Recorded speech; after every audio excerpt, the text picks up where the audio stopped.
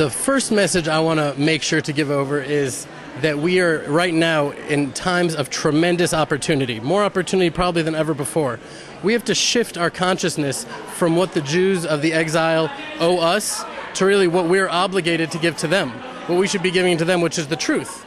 We need to share the truth that Israel is the most beautiful, happy, incredible, uplifting life that we can have, and we want to invite them here, and we want to share that with them and not make them feel like Israel is about guilt and forest fires and wars and all sorts of negativity. It's the best life we could possibly have, and we want to invite them and make them feel loved and welcome. That's the main thing, main message I feel like we have to give to the world, and that truly is the rectification of the sin of the spies. That's what we have the opportunity to do now in our times more than ever, is to rectify the darkest moment in Jewish history and make now the lightest moment. We have to create stronger ties between Eretz Yisrael and the Jewish communities outside.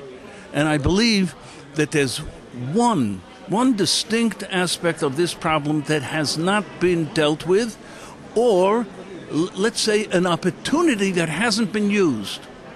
The one-year programs. There are thousands of young people who come every year to Eretz Yisrael, the girls' seminaries, the boys' yeshivas, and I have a plan by which we can harness those energies and those young people into bringing them closer to considering Eretz Yisrael as a place to live. Many of them return home after a year, and that's the end. For many of them, the goal is to learn Torah in Israel without any connection to making Aliyah. Well, that has to change, and I think there are ways to do it without in any way undermining their essential purpose. They're here to study Torah, of course, but in the process of studying Torah, there are ways and means by which we can connect them to Eretz Yisrael. What do you tell people from communities abroad who are deterred by all this promotion of Aliyah, and they're telling you, don't take our good people?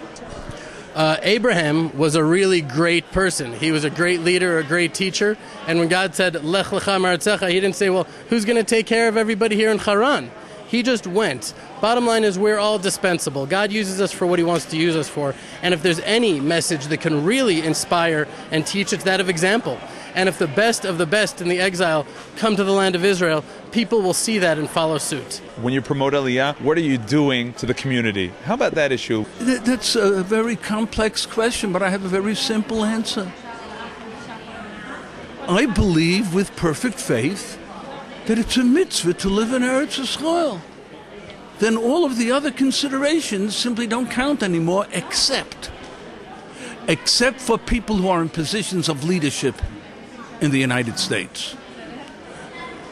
Be it a Lubavitcher Rebbe, a Rav Moshe Feinstein, a Rav Yosef Dov Halevi Soloveitchik, these were people that could not permit themselves the luxury of fulfilling a mitzvah because there was a communal burden upon them. Without them, America would be a wasteland completely. Not the average member of a Young Israel synagogue or a fellow learning in Kollel, whether he's in Lakewood or any other community, he has a mitzvah to live in Eretz Yisrael. That's what he has to do. That's his responsibility. And therefore, what do you mean weaken? Weaken.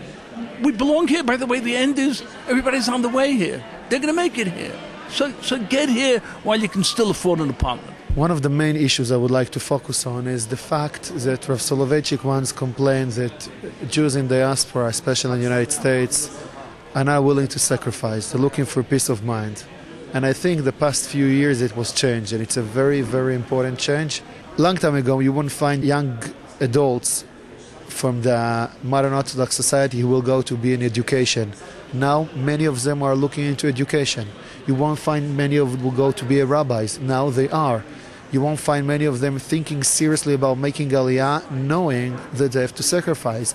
And now they are. I think this change have happened the past 20 or 15 years, and we have to speak about it and understand the change because it will have a dramatic effect and ripple effect the entire community in the States. Where do you want this to take us? So what are the next stage? I'm sure the next stage will be more coming to Israel, more kids insisting to join the army, to come to Hesder Yeshivot. And I think it's an effect that people have to think and know that it's a cause and it's a result of a good education.